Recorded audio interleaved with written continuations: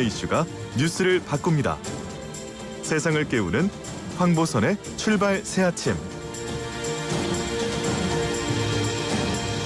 자, 쏟아지는 뉴스 속에 진짜 뉴스의 밑줄 또 별표도 그려보는 시간입니다. 자, 뉴스를 본 또 다른 시선, 박원석의 밑줄. 박원석 정의당 사무총장과 함께합니다. 안녕하십니까? 네, 안녕하세요. 예, 오늘 첫 번째 언더라인 밑줄은요, 정세균의 독설, 이걸로 가보시죠. 네네. 이전에 미스터 스마일이라고 이렇게 했었는데 이준석 전 최고위원에게 경륜 없이 되겠나 이런 얘기하고 또 저 얘기도 나왔죠. 그 장유유서.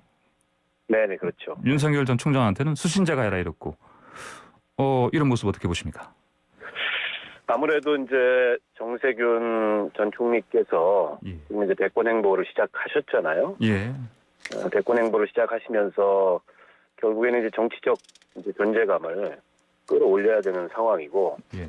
메시지를 좀 강화해야 되는 이런 상황이다 보니까 예전의 이미지하고는 좀 다르게 이제 강한 메시지들이 나오는 게 아닌가 싶고요. 예.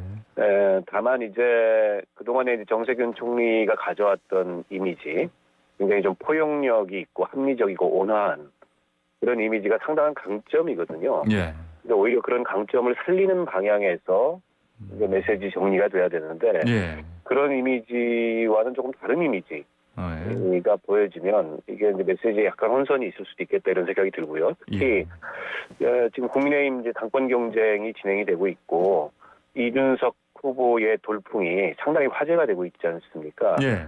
사실 그 이제 돌풍의 밑바탕에 깃들어 있는 그런 민심은 뭔가 좀 변화를 바란다.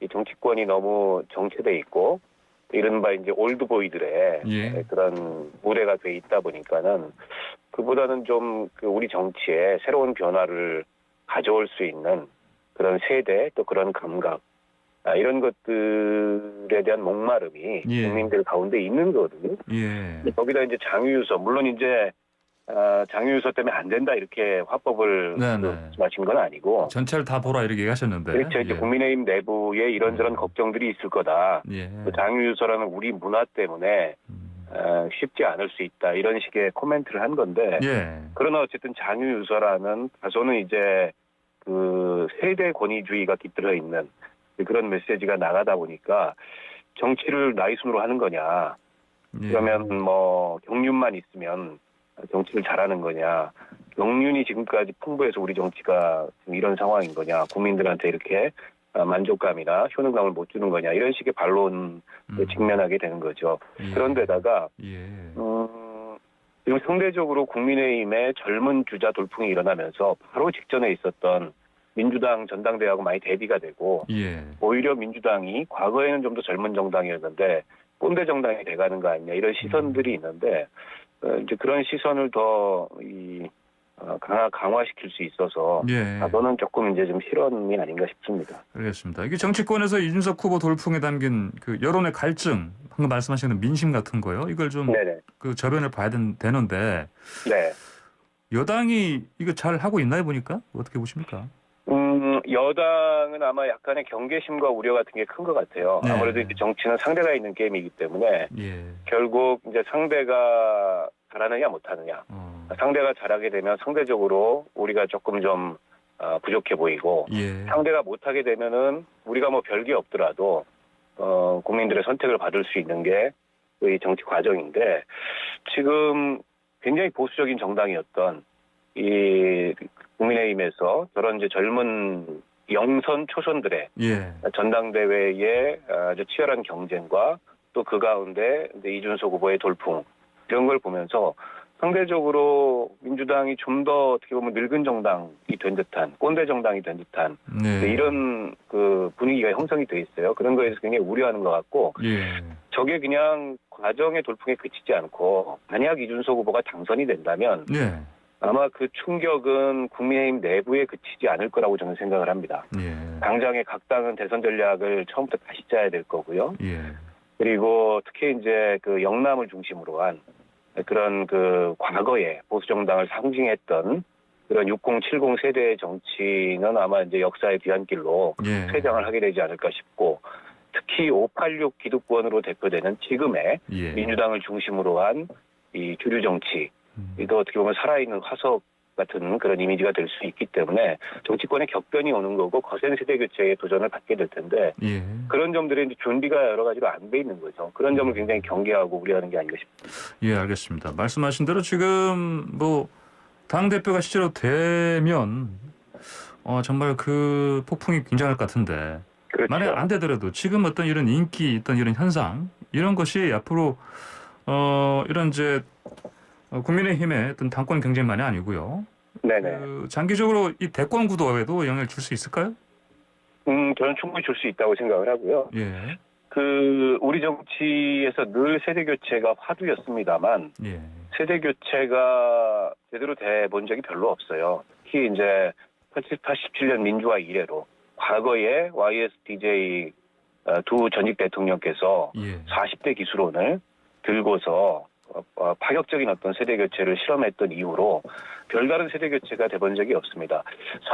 지금의 586 세력이 정치권에 등장할 때 그것은 이제 세대 기득권과 치열하게 맞서서 어떤 세대 교체를 이뤄냈다기보다는 기존의 권력자들에 의해서 선택되는 방식으로 수혈되는 방식으로 정치권에 등장을 했거든요. 예. 진정한 세대 교체라고 보기 어렵죠. 그러다 보니까 예.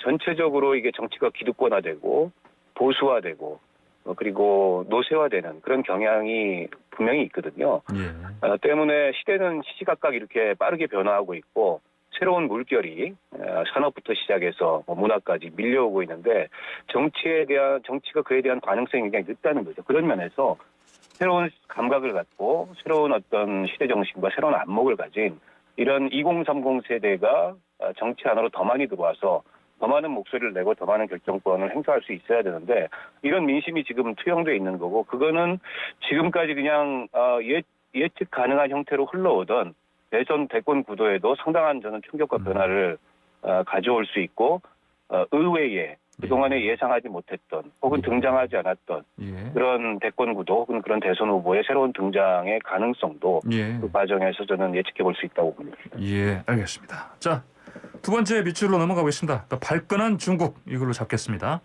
그 한미 정상회담에서 양국 공동 성명이 대만, 타이완이 언급됐습니다. 이것 때문에 중국이 심지어 그 불장난하지 마라, 뭐 내정 간섭 이렇게 불편한 개색을 내비쳤는데 중국의 대응 이거 어떻게 읽어야되겠습니까?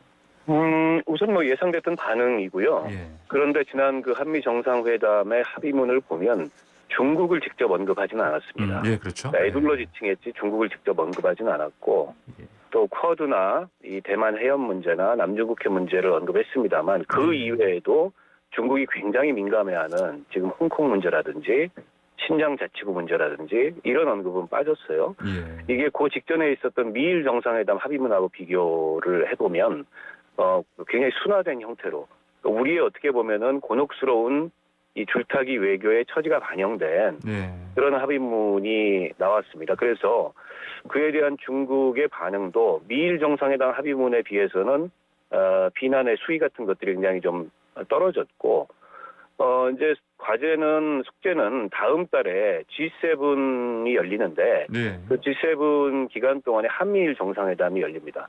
우리 정부로서는 그 한미일 정상회담의 합의문의 수위를 어떻게 조절하느냐가 예. 굉장히 큰 숙제일 것 같고 또 이런 외교상의 문제, 외교나 주권상의 문제 이외에 실리적 측면에서 경제적 실리라는 측면에서 봤을 때 중국이 좀 예민할 수 있는 대목들이 오히려 있습니다. 예. 예를 들어서 반도체나 또 이 배터리나 또 6G와 같은 이동통신 기술에 있어서 한미 간의 협력을 강화하기로 한 문제. 그리고 군사적인 차원에서 우리 미사일 주권을 이제 온전하게 갖게 됐지 않습니까? 예. 이런 문제들이 이제 중국이 예민할 수 있는 대목인데 어찌됐건 뭐 중국 입장에서도 이 한미 관계의 그동안의 역사나 특수성을 알고 있기 때문에 우리의 어느 정도 곤혹스러운 입장을 알고는 있을 거예요. 예. 그렇다 그래서 이 한중 관계를 마냥 긴장을 높인 형태로 몰고 가기는 어렵고 여러 분야에서 한중 협력이라는 게 우리 입장뿐만 아니라 중국의 입장에서도 중요하기 때문에 제가 보기에는 지금 나온 이 성명의 비난 수위 정도에서 예. 한중 관계가 더 이상 악화되거나 그러지 않도록 중국도 관리를 하려고 하지 않을까 예. 이렇게 예상을 해봅니다. 예, 알겠습니다. 자, 세 번째 밑줄 그어보겠습니다. 자, 세종시 특공 감사 대상.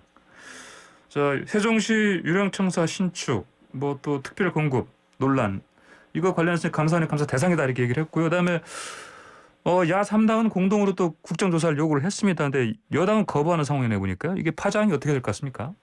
우선 뭐 감사 대상인 건 당연하죠. 예. 국민 혈세 170억이 들어갔는데 그 과정을 보면 애초부터 관평원은 그 세종시 이전 대상이 아니었던 것으로 행안부가 고시를 했음에도 불구하고 예.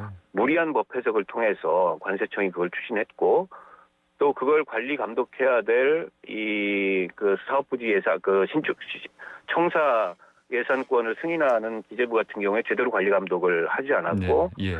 또 행안부나 또 행복도시 건설청도 마찬가지였습니다. 예. 당연히 이거는 뭐 감사 대상이 되고 감사를 해야 된다고 보고요.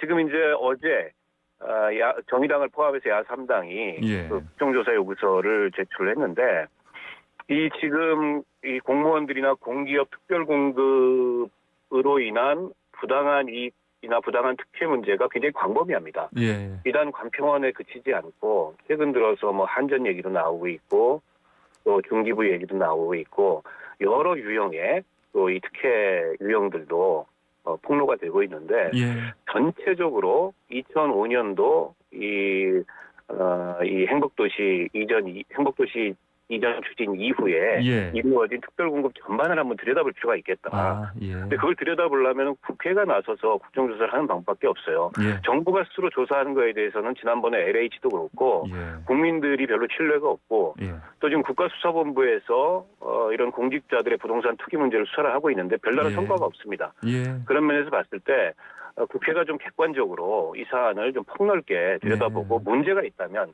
뭐 고발을 한다든지 이런 후속 조치가 좀 따를 수 있다고 보거든요. 예. 근데 여당이 이걸 거부하게 되면 이걸 덮고 가자는 문제밖에 안 돼요. 예. 그거는 또 다른 이제 내로남불이다 이런 비판을 받을 수 있고 내년에 있을 대통령 선거나 지방선거에 훨씬 더 좋지 않은 영향을 미칠 수 있기 때문에 네네. 저는 전향적으로 여당도 이걸 수용해서 네. 차제에 털고 가는 게 맞다 예. 이렇게 생각합니다. 알겠습니다. 오늘 말씀 여기까지 듣겠습니다. 고맙습니다. 네, 고맙습니다. 네, 지금까지 박원석 정의당 사무총장이었습니다.